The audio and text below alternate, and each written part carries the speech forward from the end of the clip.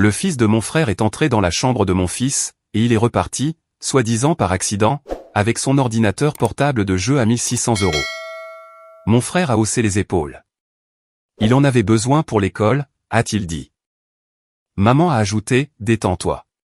C'est juste un ordinateur, ce n'est pas comme s'il avait volé ta maison. J'ai placé mon fils derrière moi, et j'ai dit, continuez à défendre un voleur. Vous allez détester ce qui va suivre.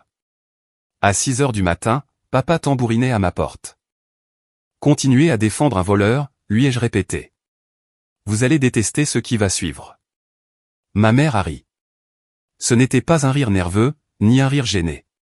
C'était un rire méprisant. Le genre de rire qui appartient à une femme ayant passé 30 ans à regarder l'un de ses fils tout encaissé, sans faire le moindre bruit, et qui a fini par croire que c'est tout simplement dans sa nature. Elle a ri parce qu'elle croyait que je bluffais. Elle a toujours cru que je bluffais. Elle se tenait dans ma cuisine. Elle avait conduit pendant 40 minutes pour se tenir là, dans ma cuisine, et me dire de laisser couler. Elle portait le manteau qu'elle mettait quand elle voulait montrer qu'elle était sérieuse, le gris, celui avec les beaux boutons. Elle s'était préparée pour cette conversation. Elle avait décidé, avant même d'arriver, de ce qui allait se dire et de la façon dont cela allait se terminer.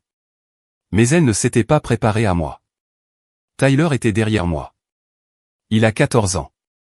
Une de ses mains reposait sur mon épaule, non pas parce qu'il avait peur, mais parce que c'est là qu'il s'était placé quand les voix ont commencé à s'élever. C'est la façon dont on se rapproche de quelque chose de solide, quand le sol commence à devenir instable. J'avais senti sa main se lever, avant même d'en prendre consciemment note. Mes épaules se sont relâchées d'1 centimètre quand elle s'est posée là. C'est à ce détail que je n'arrête pas de repenser. Pas à ce que j'ai dit, ni à ce que Gérald a dit. Juste la main de Tyler sur mon épaule, constante, et offerte sans qu'on le lui demande. Mon père, Gérald, se tenait dans l'encadrement de la porte de ma cuisine. 61 ans, de larges épaules, et cette immobilité si particulière des hommes qui ont décidé qu'ils sont l'autorité incarnée dans n'importe quelle pièce où ils entrent. Mon frère, Darien, n'était pas là. Il avait envoyé nos parents pour gérer la situation. Cela vous dit d'ailleurs tout ce que vous devez savoir sur Darien. Ton neveu a 11 ans, a dit ma mère, Sylvia. Sa voix était descendue dans ce registre qu'elle utilisait quand elle voulait avoir l'air raisonnable. Il ne comprenait pas ce qu'il prenait. Il l'a emporté dans un sac à dos. J'ai répondu, les enfants font des choses sans réfléchir, c'est vrai. Mais Colt a 11 ans, pas 4.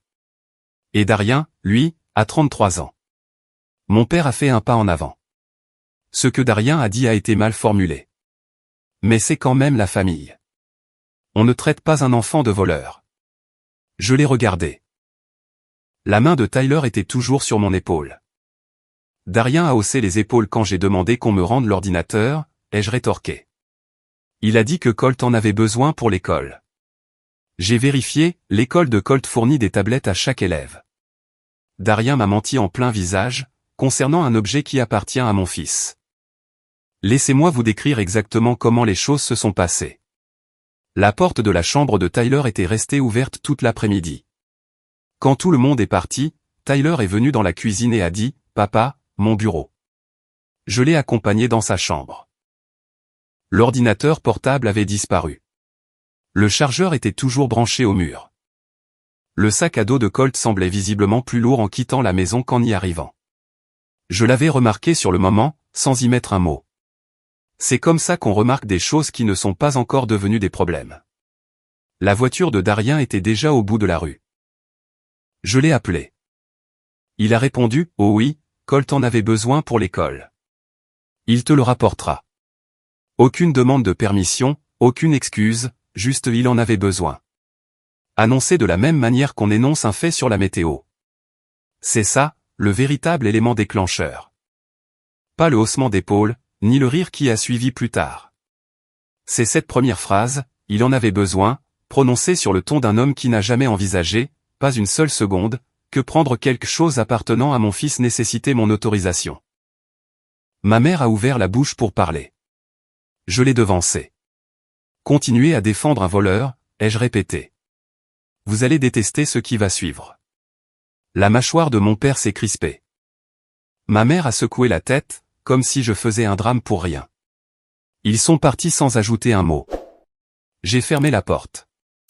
La main de Tyler a quitté mon épaule. Il a demandé, « Papa, qu'est-ce qui va suivre ?» Je lui ai répondu, « Va finir tes devoirs. » Il y est allé.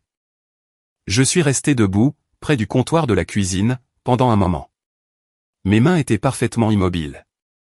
Cela m'a surpris, non pas parce que j'étais calme, mais parce que je me préparais à ce moment depuis 14 mois.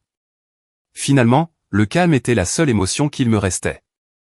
J'ai ouvert mon ordinateur portable, et je me suis mis au travail. Avant de vous raconter ce que j'ai fait cette nuit-là, vous devez comprendre à quoi ressemblait la vie de mon frère, de l'extérieur, et ce qu'elle était réellement en coulisses. Darien conduisait une BMW X5 en location. Grise mat, modèle 2022. Le pack sport, avec les jantes améliorées qui ajoutaient 4 200 € de plus au prix catalogue. La location coûtait 1 180 € par mois. Je le sais parce que Darien l'a dit à mon père, lors d'un dîner de famille il y a 8 mois. Il avait tourné l'écran de son téléphone pour montrer l'échéancier de paiement, avec l'aisance d'un homme qui confond le coût d'une chose avec sa véritable valeur. Mon père a hoché la tête, et a dit, c'est un véhicule sérieux. Darien a alors affiché ce sourire, celui de quelqu'un qui reçoit exactement la réaction pour laquelle il a organisé ce dîner. Sa femme, Kendra, avait un rendez-vous fixe dans un spa de jour un samedi sur 2. 340 € la visite, sans compter le pourboire. Elle publiait régulièrement à ce sujet, le peignoir blanc, l'eau au concombre, la bougie parfumée sur un plateau en marbre, accompagnée de la légende dimanche de prendre soin de soi, mais publiée avec un horodatage du samedi. Les commentaires étaient remplis d'amis lui disant « Tu mérites ça ». J'avais remarqué qu'elle publiait ses photos depuis 11 mois. J'avais aussi remarqué que Darien appelait cette période sa remise sur pied depuis 14 mois. Les mathématiques n'étaient pas bien compliquées. Colt fréquentait la Westfield Prep. 14 000 € par an pour les frais de scolarité, sans compter les uniformes, les frais d'activité, ou encore la taxe technologique qui avait augmenté cette année. Darien le mentionnait à chaque réunion de famille, généralement dans les 10 premières minutes. Il prononçait le mot Westfield de la même manière que les gens citent un lieu qui, selon eux, définit leur statut. Ma mère le répétait à ses amis plus tard, le garçon de Darien va à Westfield, vous savez. Elle parlait de Colt avec le même ton qu'elle utilisait autrefois pour évoquer les projets commerciaux de Darien. C'était l'assurance d'une femme qui avait décidé qu'être proche de l'ambition, c'était la même chose que d'en avoir.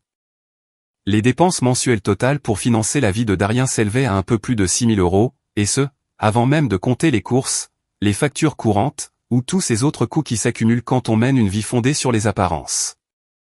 Les revenus réels de Darien, quant à eux, restaient flous pour quiconque y regardait de plus près. Mais personne dans ma famille ne le faisait. Son entreprise, Mercer Supply Company, avait été enregistrée il y a 8 mois. Elle se spécialisait dans la distribution de matériel de construction pour les fournisseurs, les entrepreneurs, et les chefs de projet.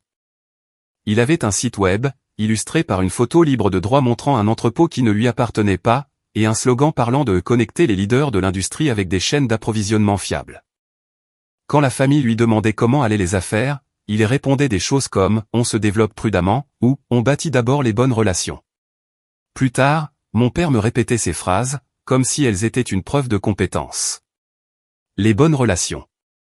Mon frère voulait construire des relations dans l'industrie de l'approvisionnement en construction. J'ai passé 12 ans dans cette industrie. Je connais chaque entrepreneur important, chaque fournisseur majeur, et tous les chefs de projet qui comptent dans un rayon de 400 miles. Nous y reviendrons. Ma famille pense que je travaille sur des chantiers de construction. Ce n'est pas tout à fait faux. Dans les premières années, j'étais constamment sur le terrain. Chaussures de sécurité, casque, gilet de haute visibilité, bref, tout le vocabulaire physique du métier. J'aimais ça. J'aimais le poids des matériaux, la logique de l'enchaînement des tâches, et la satisfaction très spécifique de voir une chose qui n'existait pas devenir réelle. Autrefois, lors des dîners de famille, mon père décrivait mon travail en mimant quelqu'un qui maniait un marteau. Tout le monde hochait poliment la tête. Je hochais poliment aussi. Mais voici ce que je fais réellement, je suis chef de projet de construction principal chez Harmon Group. C'est l'une des 4 entreprises régionales de cette envergure opérant dans l'État. Je supervise des constructions à grande échelle, depuis la définition initiale des besoins jusqu'à la mise en service finale. Des hôpitaux, des bâtiments municipaux, des complexes commerciaux. Essentiellement, tout projet dépassant les 3 millions d'euros et nécessitant une équipe dédiée de gestion de projet. Mon projet actuel est une aile d'hôpital de 4,2 millions d'euros, située dans le quartier nord. Avant cela, j'ai géré la rénovation d'une école de 3,8 millions d'euros, livrée avec 11 jours d'avance sur le planning. Encore avant, un centre commercial de 5,1 millions d'euros, qui est aujourd'hui le plus grand développement de vente au détail privé de cette partie de l'État. Mon nom figure sur les certificats d'achèvement de ces 3 projets. Je gère des budgets. Je gère des relations avec les fournisseurs, ainsi que des réseaux d'entrepreneurs qu'il m'a fallu 12 ans pour bâtir. Je gère les examens de conformité sur les dossiers de candidature des fournisseurs, et je mène des évaluations indépendantes. Tout cela pour confirmer que les entreprises avec lesquelles nous travaillons sont financièrement stables, capables sur le plan opérationnel, et en règle juridiquement, avant de les autoriser à intégrer notre chaîne d'approvisionnement. Ma signature, au bas d'une décision de conformité, a permis de bloquer ou d'approuver des projets valant plus d'argent que ce que la plupart des gens verront en 10 ans de travail. Mon cabinet reçoit des dizaines de dossiers de candidature de fournisseurs chaque trimestre. Mercer Supply Company en avait soumis un, 6 semaines plus tôt. Je veux que vous gardiez cela en tête un instant. J'y reviendrai. Ma famille avait passé 12 ans à me voir quitter la maison dans des vêtements de chantier, revenir fatigué, et à en tirer ses propres conclusions. Un jour, lors d'une réunion de famille, Darien a décrit mon emploi comme étant « des trucs de construction », puis a ramené la conversation sur ses propres affaires avant même que je ne puisse répondre. Ma mère pensait que je travaillais en plein air, au sens physique du terme. Elle m'a un jour demandé si je n'avais pas froid sur les chantiers en hiver, ce qui m'a dit tout ce que j'avais besoin de savoir sur ce qu'elle s'imaginait. Mon père respectait la régularité de mon travail, mais pas son ampleur. Il pensait que stable et modeste l'étaient synonymes. Pas un seul d'entre eux ne comprenait que j'avais géré, en 3 ans, un budget cumulé supérieur à ce que Gérald avait gagné durant toute sa vie active. Pas un seul d'entre eux ne l'avait saisi. Lorsque Darien a décidé de se lancer dans l'industrie de l'approvisionnement de la construction, il mettait les pieds directement dans un monde où mes propres relations constituaient l'infrastructure même du métier. Il croyait créer une entreprise. En réalité, il demandait à entrer par une porte dont je possédais la clé. Il existe une version de cette histoire où l'incident de l'ordinateur portable aurait été le commencement. Une version où Colt sortait avec l'ordinateur à 1600 € de Tyler, et où cela aurait été la toute première fois que ma famille me prenait quelque chose. Mais cette version est fausse. J'avais 21 ans quand Darien m'a emprunté 1200 €. C'était mon premier vrai salaire, tiré de mon premier vrai travail. Un poste de coordinateur de site que j'avais mis 2 mois à décrocher, en portant des bottes à bout d'acier empruntées, car je n'avais pas encore acheté les miennes. Il m'a dit qu'il en avait besoin pour des réparations sur sa voiture. Il m'a assuré qu'il me rembourserait dans 3 semaines, peut-être 4. Je les lui ai donnés parce qu'il était mon grand frère, et qu'à 21 ans, je croyais que ces 2 faits signifiaient un engagement inébranlable. 2 mois plus tard, j'ai vu une photo sur son téléphone, alors qu'il était posé sur le comptoir de la cuisine, chez mes parents. Une nouvelle chaise de jeu, un nouvel écran, du matériel flambant neuf. Je l'ai regardé assez longtemps pour comprendre ce que j'avais sous les yeux. Quand j'en ai parlé, ma mère a dit, il en avait plus besoin que toi en ce moment. Tu as toujours été le plus fort. Cette phrase. J'y ai repensé de nombreuses fois depuis. Pas seulement parce qu'elle m'a blessé, même si c'est le cas. Si je l'ai gardée en mémoire, c'est parce qu'elle révélait une vérité profonde. Le plus fort ne désignait pas celui qui méritait mieux. Cela désignait celui qui pouvait encaisser davantage. C'était un compliment qui faisait également office de politique familiale. Je l'ai archivé dans ma tête. J'archive les choses. J'avais 25 ans quand Darien a pris ma voiture pour un week-end. Une Honda Civic d'occasion, pour laquelle j'avais économisé pendant 18 mois, acheté 8 400 € en liquide. Pas de prêt, pas d'aide extérieure. J'en étais fier, d'une manière que je ne savais pas exprimer à voix haute. C'était la première chose que j'avais achetée et qui m'appartenait entièrement. Il l'a ramené le lundi matin. Le pare-choc avant était fissuré. Aucune explication n'a été donnée. Aucune excuse n'avait été préparée. Il m'a tendu les clés, de la même façon qu'on rend à quelqu'un un objet dont on n'a plus besoin. Le devis de réparation s'élevait à 1 400 €. Mon père a posé 150 € sur le comptoir de la cuisine et a dit « N'en faisons pas toute une histoire. C'est épuisant quand les frères tiennent les comptes. J'ai payé les 1250 € restants moi-même. J'ai pensé aux 18 mois qu'il m'avait fallu pour économiser les 8400 €. J'ai pensé au temps que cela prend de reconstruire 1250 € quand on a 25 ans et qu'on vient juste de commencer dans la vie. Je n'ai rien dit de tout ça à voix haute. Je l'ai archivé. J'avais 29 ans quand Priya est partie. Elle n'est pas partie à cause d'un incident isolé. Elle est partie à cause d'un schéma récurrent. À cause de la manière dont ma famille traitait mon temps, mon argent et mon attention, comme des ressources auxquelles ils avaient un accès illimité. La semaine où elle a déménagé, je me suis assis dans un appartement qui avait toujours été le nôtre, et qui n'était désormais que le mien. J'ai ressenti le poids spécifique d'un silence qui contenait autrefois 2 personnes. Je suis resté assis avec ce sentiment pendant environ 4 heures. Puis Darien m'a envoyé un texto. Pas pour me demander si j'allais bien, ni même pour reconnaître que quelque chose s'était passé. Dur pour toi, frérot. Bref, tu peux me faire un Venmo de 300 € pour ma facture d'électricité ? Je les lui ai envoyés. J'ai repensé à cette décision de très nombreuses fois. Je ne la comprends pas entièrement. C'était peut-être plus facile de faire quelque chose de concret. Peut-être qu'aider était le seul réflexe qu'il me restait. La transaction est toujours dans mon historique Venmo. La note indique l'électricité. Je ne l'ai jamais supprimée. J'avais 33 ans quand j'ai organisé la fête pour le 7e anniversaire de Colt. Le gâteau venait de la boulangerie. Tyler aimait les décorations, alors je les avais achetées le week-end précédent, et je les ai installées le matin même. La location du château gonflable a nécessité 2 appels téléphoniques et un acompte de 380 €. Le solde était de 460 € le jour J. Total, 840 € sur ma carte de crédit. Je l'ai fait parce que Tyler voulait y aller, et parce que je voulais que les cousins se connaissent. C'est la raison que je donnerais si on me le demandait. Et c'est la vérité. L'autre raison, celle qui se cachait en dessous, c'est que je croyais encore, à l'époque, que ce genre de geste construisait quelque chose. Que l'accumulation de ma présence finirait par être visible pour ces gens, qui s'obstinaient à ne pas la voir. Darien a publié 19 photos. La légende de la photo principale disait « J'ai vu les choses en grand pour mon petit homme ». 47 j'aime. Mon père a liké la publication dans l'heure qui a suivi. Ma mère a laissé un emoji cœur, suivi du mot « précieux ».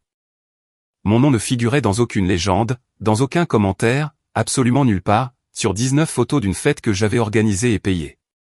4 pièces, 4 objets. Ce musée était en construction depuis 12 ans. L'ordinateur portable de Tyler n'était pas un commencement. C'était le moment où j'ai décidé que le musée était plein, et que j'en avais terminé d'en être le conservateur. Tyler était endormi. L'appartement était calme, de ce silence spécifique qui s'installe après 22 heures. Pas de circulation, pas de voisins, juste le bourdonnement du réfrigérateur, et l'immobilité particulière d'un endroit où un adolescent de 14 ans a enfin cessé de bouger. J'ai ouvert ma feuille de calcul. 14 mois. Chaque transfert que j'avais effectué pour couvrir ce que la famille appelait la période difficile de Darien. J'avais tenu ce fichier à jour depuis le 2e mois. Non pas parce que je prévoyais d'en faire quoi que ce soit, mais parce que je suis chef de projet, et que les chefs de projet documentent les choses. Ce n'est pas un choix conscient. C'est comme ça que je suis bâti. Mois 1, 1800 € de loyer. Mois 2, 1800 € de loyer, 390 € de charge. Mois 3, 1800 € de loyer, 390 € de charge, 190 € d'internet. Mois 5, assurance voiture ajoutée, 420 €. Mois 7, forfait téléphonique de Darien, 180 €. Chaque mois suivant, 2980 €. Toujours le même chiffre, comme un abonnement. 14 mois. 41 720 €. J'ai regardé ce chiffre pendant un long moment. Ensuite, j'ai continué à faire défiler le dossier où je gardais les documents familiaux. Je ne cherchais rien de précis. Mais quand je suis en train de traiter une information, j'ouvre des fichiers et je les lis, de la même manière que d'autres font les 100 pas ou se préparent du thé. Je l'ai trouvé dans le dossier du 9e mois. Un document que j'avais à moitié oublié. Darien en avait parlé en passant, lors d'un dîner, il y a 7 mois, une histoire d'obtention de capital supplémentaire. Je l'avais noté sans poser de questions supplémentaires, car j'avais appris à ne pas poser de questions à Darien au sujet de l'argent. Un accord de prêt. Un prêt commercial. 60 000 € pour Mercer Supply Company co-signataire, Gérald Mercer, mon père. Je l'ai lu 2 fois. Puis, j'ai posé l'ordinateur portable, je me suis adossé à ma chaise, et j'ai fixé le plafond pendant environ 30 secondes. Gérald s'était porté garant du prêt commercial de Darien il y a 8 mois. Discrètement. Sans m'en parler. Sans le mentionner dans aucune des 17 conversations que nous avions eues depuis, au cours desquelles il m'avait demandé d'être patient avec Darien, d'être compréhensif, de me rappeler que Darien avait des enfants. Gérald avait co-signé le prêt. Ce qui signifiait que si Darien faisait défaut, si l'entreprise faisait faillite, ou si les paiements s'arrêtaient, la cote de crédit de Gérald serait détruite avec lui. Cela signifiait que chaque appel téléphonique où Gérald disait « Darien a juste besoin de plus de temps, il a une famille », chacun de ces appels n'était pas l'acte d'un père essayant de maintenir l'union entre ses fils. C'était l'acte d'un homme essayant de protéger sa propre situation financière. La patience qu'il m'avait demandé d'avoir. La compréhension. Le fait que tu es le plus fort, tu peux encaisser davantage. Tout cela fonctionnait en parallèle d'une co-signature de 60 000 € qu'il ne m'avait jamais révélée. Tout cela visait à me demander de maintenir le flux des virements, pendant qu'il protégeait discrètement son propre crédit des conséquences des choix de Darien. Je suis resté avec cette pensée pendant un long moment. J'ai pensé au musée. Les 4 pièces. Toutes ces années à encaisser les choses sans rien dire, classer, garder à jour. J'avais construit ce musée en croyant que ce schéma était inconscient, que ma famille ne remarquait tout simplement pas ce qu'elle me prenait, parce qu'elle n'avait jamais pensé à regarder de près. Ce document suggérait que quelqu'un y avait pensé, avait regardé de très près, et avait fait ses calculs en conséquence. J'ai fermé le dossier. J'ai ouvert le fichier de conformité. Ensuite, j'ai ouvert le dossier de conformité de Mercer Supply Company. Celui-là même que mon entreprise avait reçu, il y a 6 semaines, lorsque Darien avait soumis sa candidature de fournisseur. J'ai lu mes propres notes préliminaires, références de fournisseurs non résolus, historique opérationnel déformé. Il y avait 2 lignes qui, si je les signalais, déclencheraient obligatoirement un examen par un tiers. Je ne les avais pas encore signalées.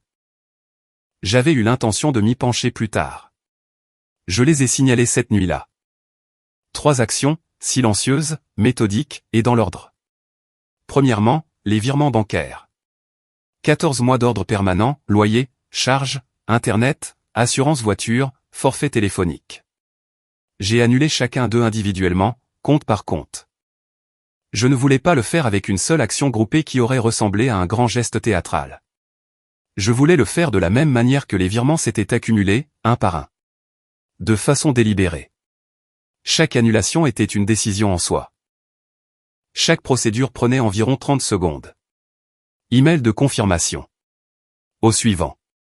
Je n'ai pas ressenti grand-chose en le faisant. Cela m'a surpris sur le moment, mais ça ne me surprend plus aujourd'hui. Ces 14 mois passés à construire cette feuille de calcul, chaque mois, en ajoutant une ligne, en regardant le total augmenter, en la classant sans jamais agir dessus. C'est là que résidait le véritable sentiment. L'annulation en elle-même n'était que la fermeture d'une porte dont le sort avait déjà été décidé. Je me sentais comme lorsque je finalise une réduction de périmètre sur un projet. La décision a déjà été prise, la documentation est déjà prête. Ce que vous faites à ce moment-là n'est qu'une simple officialisation.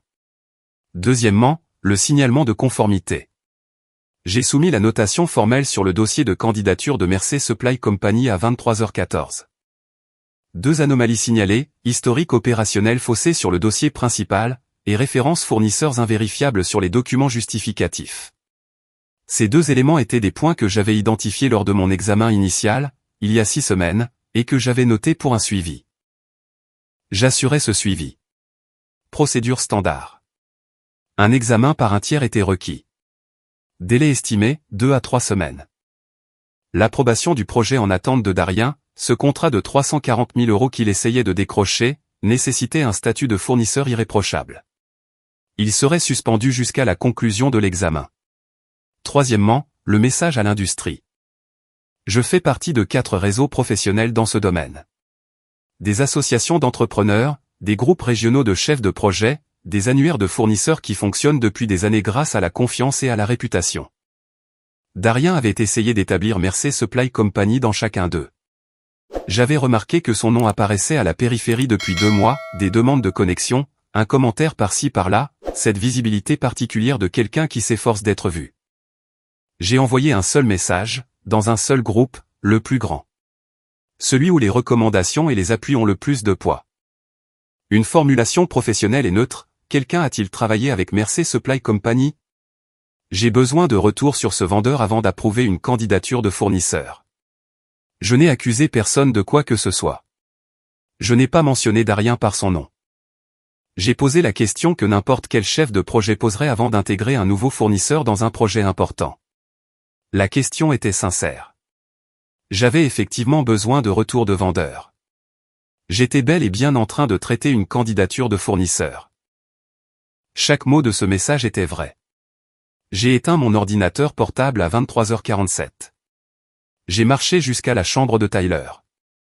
La porte était entr'ouverte, la lumière éteinte. Ce silence particulier d'un adolescent endormi, différent de celui d'une pièce vide d'une façon difficile à exprimer, mais indéniable une fois qu'on le connaît. Je suis resté là un moment. La chambre de Tyler avait toujours cet espace vide, sur le bureau, à l'endroit où se trouvait son ordinateur. Il n'avait rien mis à la place. Il avait simplement laissé l'espace vide. Au matin, 3 comptes afficheraient un solde de 0. Un signalement de conformité serait enregistré.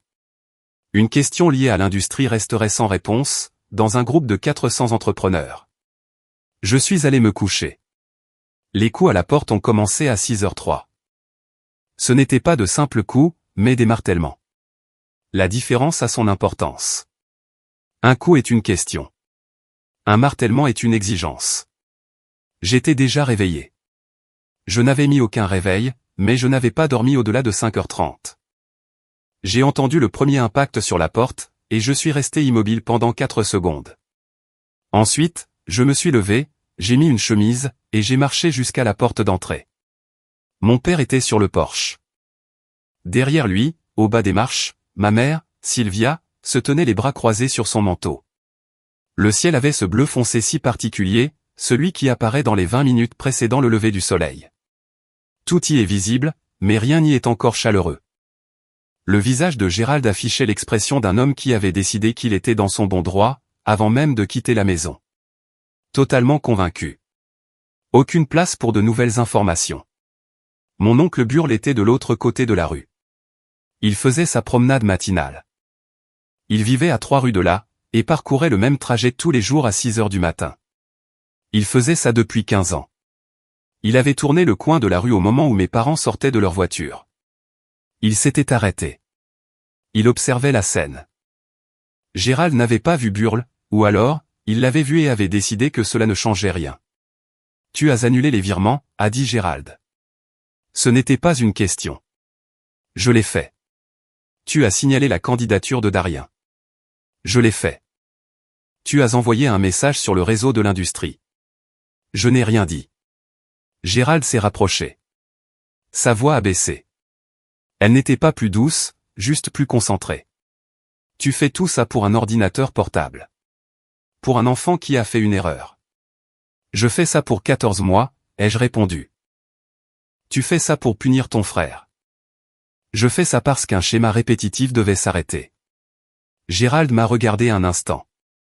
Puis il a parlé, assez fort pour que sa voix porte. Assez fort pour que Burle, toujours debout de l'autre côté de la rue, puisse entendre clairement chaque mot. Tu as placé un enfant entre toi et ta propre famille, a lancé Gérald. Tu as utilisé ton fil comme bouclier. Quel genre d'homme fait ça? De l'autre côté de la rue, l'oncle Burle a cessé de marcher. J'ai regardé mon père. Je n'ai senti aucun bouleversement dans ma poitrine. Pas de colère, pas de blessure, pas la moindre envie de répondre. Juste la lucidité d'un homme à qui l'on vient de dire, devant un témoin, ce que son père pense exactement de lui. J'ai glissé la main dans ma poche arrière, et j'en ai sorti 4 pages pliées. La feuille de calcul imprimée la veille au soir. Chaque virement, chaque mois, chaque montant. 14 mois. 41 720 €. Et tout en bas, 3 lignes que j'avais ajoutées. Gérald Mercé, co-signataire. Montant du prêt, 60 000 euros. Date, il y a 8 mois. Je lui ai tendu les feuilles. Gérald ne les a pas prises immédiatement. Il les a regardées, puis il s'en est saisi. Il les a dépliées. Il a lu la première page. Ses yeux sont descendus le long des colonnes. Les mois, les montants, le total cumulé. 41 720 euros. Construit ligne par ligne, au cours des 14 derniers mois. Il a tourné la deuxième page, puis la troisième. Ses lèvres ont bougé légèrement sur l'un des totaux les plus élevés. Il ne lisait pas à voix haute, c'était juste le mouvement inconscient d'un homme faisant un calcul mental auquel il ne s'était pas préparé, à 6 heures du matin, sur le porche de quelqu'un d'autre. Ses mains ne tremblaient pas, mais quelque chose s'y est produit. Elles sont passées de l'immobilité contrôlée d'un homme tenant quelque chose avec détermination, à l'immobilité plate de mains qui se sont simplement arrêtées. Comme une machine qu'on a éteinte en plein mouvement. Il tenait les pages, mais il ne les agrippait plus. Il a tourné la quatrième page. Son nom était en bas. Gérald Mercé, co-signataire. 60 000 euros. La date. Il l'a fixée pendant un long moment. Sylvia a demandé, depuis les marches, « Gérald, qu'est-ce que c'est ?» Il n'a pas répondu.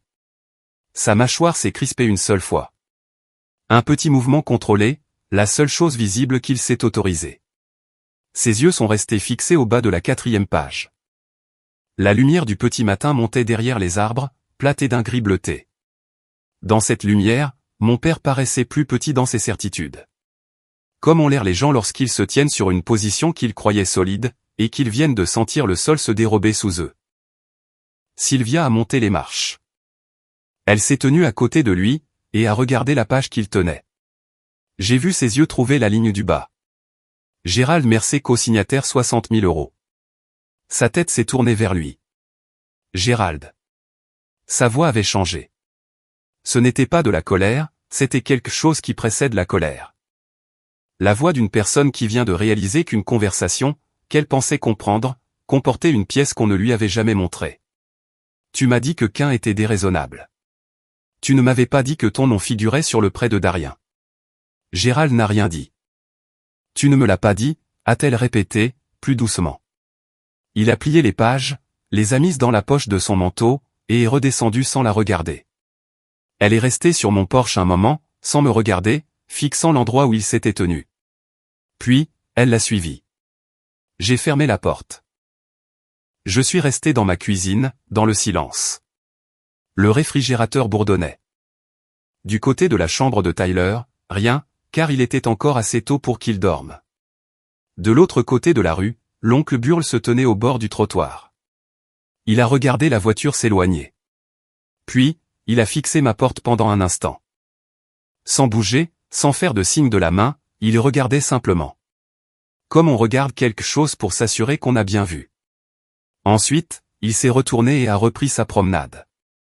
J'ai appelé Burle le soir même. Il a répondu à la deuxième sonnerie. J'ai vu, a-t-il dit, avant que je ne puisse prononcer un mot. Je sais. J'ai entendu ce qu'il a dit à propos du garçon. Je n'ai rien répondu. Burle est resté silencieux un instant. Tu sais ce dont je me souviens à propos de toi? Quand Priya est parti, je suis passé te voir. Tu t'en souviens? Je me rappelle que tu n'avais pas mangé.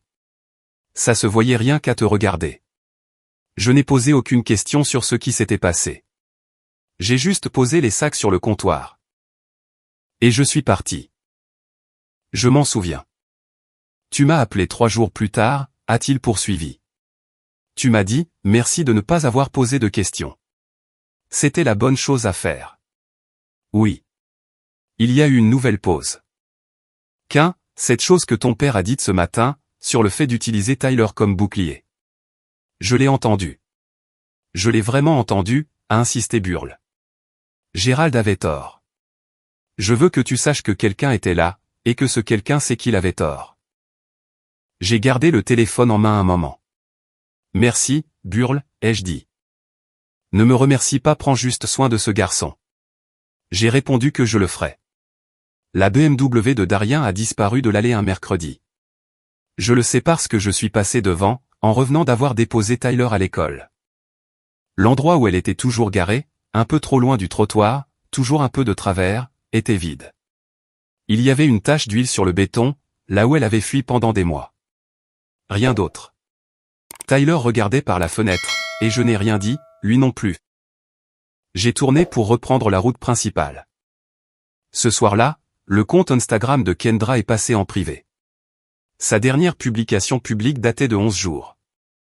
Une photo de spa, le peignoir emblématique, l'eau au concombre, la légende sur le fait de se ressourcer. Après ça, plus rien. Le compte était toujours là, mais verrouillé. Je l'ai remarqué parce que Tyler m'avait demandé si Colt avait posté quelque chose à propos de l'ordinateur portable, j'avais vérifié, et le compte était désormais privé. J'ai fermé l'application. L'appel concernant la Westfield Prep est arrivé un vendredi. Je le sais, parce que Darien m'a appelé cet après-midi-là, pour la première fois depuis le début de cette histoire. Il n'a pas dit bonjour. L'école a appelé, a-t-il lancé. Je n'ai rien dit. Les frais ne sont pas payés. Ils ont dit que si ce n'était pas résolu d'ici la fin du mois. Je sais comment fonctionnent les avis de frais scolaires, ai-je répondu. Un silence. Qu'un. L'examen de conformité, le truc avec l'industrie, les virements. Tu as fait tout ça. J'ai signalé des anomalies dans ta candidature, que j'avais documentées il y a des semaines, ai-je précisé. J'ai annulé des virements depuis mes propres comptes. J'ai posé une question d'ordre professionnel, dans un réseau dont je fais partie depuis 9 ans. Tu as détruit mon entreprise avant même qu'elle ne commence. J'ai demandé si quelqu'un avait déjà travaillé avec toi, c'est tout ce que j'ai fait. Un nouveau silence. Qu'est-ce que tu veux, a demandé Darien. J'ai pensé à la main de Tyler sur mon épaule. J'ai pensé à la fête d'anniversaire à 840 €, et au reçu Venmo que je n'avais jamais effacé.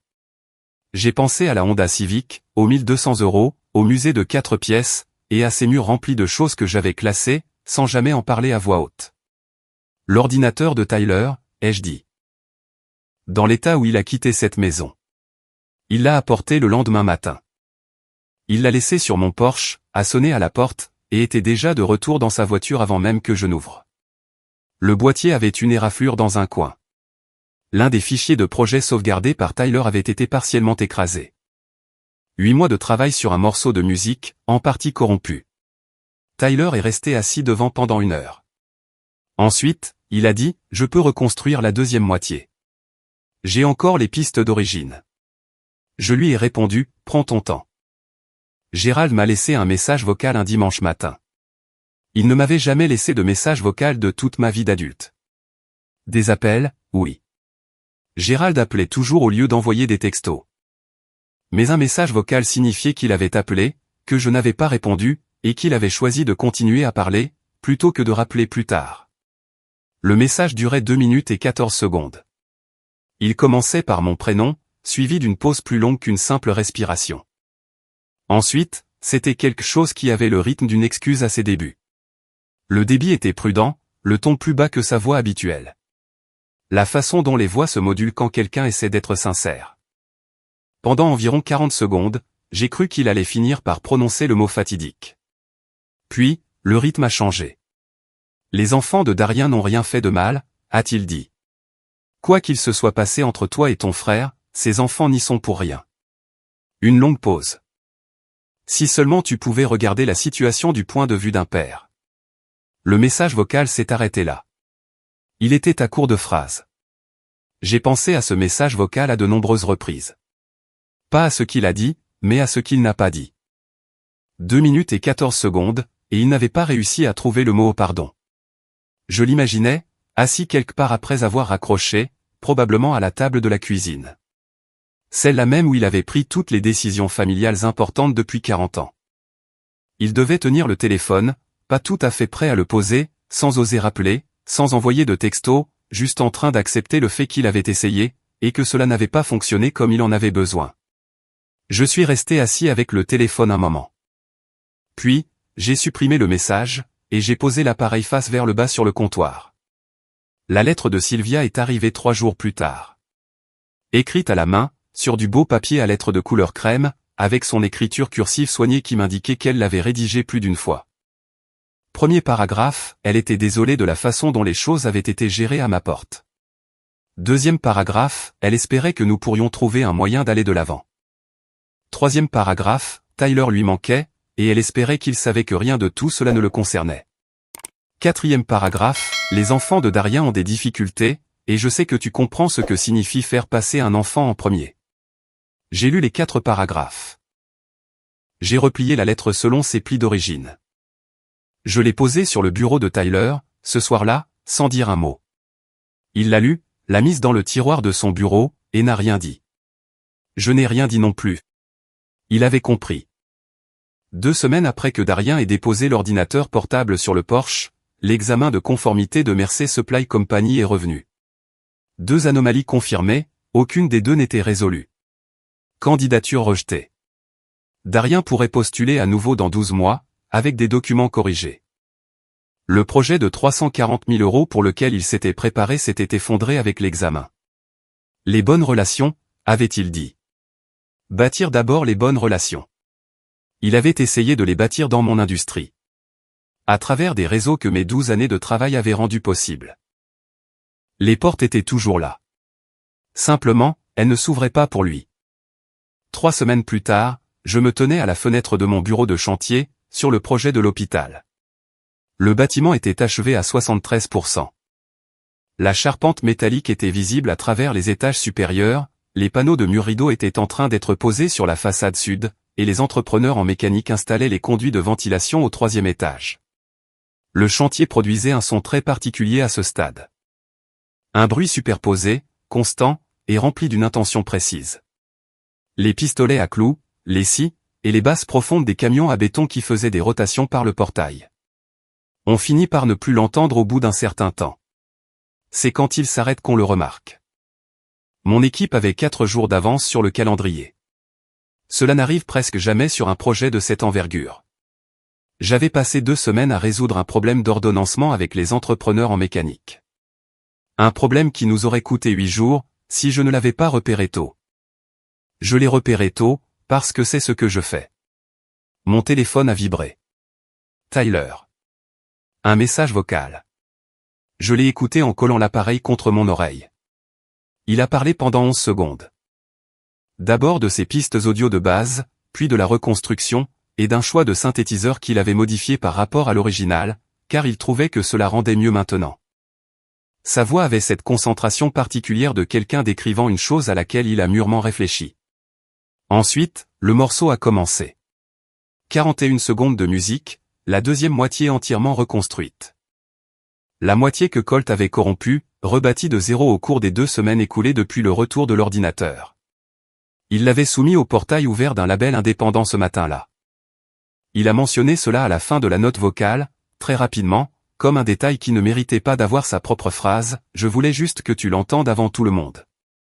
Je suis resté à la fenêtre pendant un moment. Darien avait mis la BMW en vente sur Facebook Marketplace, 6 jours plus tôt. Je l'avais vu en faisant défiler mon écran. BMW X5 2022, gris mat, mise à prix à 47 000 €. La publication comptait 11 commentaires. 9 d'entre eux étaient des personnes posant des questions, restées sans aucune réponse. L'un disait que la voiture était trop chère. Le dernier était une réponse de Darien, acheteur sérieux uniquement. Le prix avait chuté à 41 000 €, 2 jours auparavant. Aucune vente visible. J'ai repensé à la feuille de calcul. 41 720 €. 14 mois d'un chiffre qui s'était accumulé discrètement dans un dossier. Un fichier qui ne servait à rien, pendant que je continuais à me dire que je ne faisais que tenir des registres. Jusqu'à ce que ce fichier accomplisse tout, en une seule nuit. J'ai pensé au morceau de Tyler. 8 mois de travail, partiellement détruit, puis reconstruit en 2 semaines, pour en faire quelque chose qu'il estimait meilleur. J'ai pensé à l'espace vide sur son bureau, là où l'ordinateur avait l'habitude d'être. Cet espace qu'il avait laissé béant plutôt que de le remplir avec autre chose. Et je pensais à ce à quoi ce bureau ressemblait maintenant, avec l'ordinateur portable de retour à sa place, l'écran ouvert, et la piste audio jouant dans ses écouteurs, à 23h30 un soir d'école. En bas, sous mes yeux, le chantier s'animait de la manière dont les bons chantiers s'animent, quand vous avez construit la bonne équipe, fait la bonne préparation, et détecter les problèmes assez tôt pour les résoudre proprement. De façon régulière. Chaque personne accomplissant exactement la tâche pour laquelle elle était là. J'ai rangé le téléphone dans ma poche. J'avais une réunion dans 20 minutes. Je suis allé m'y préparer.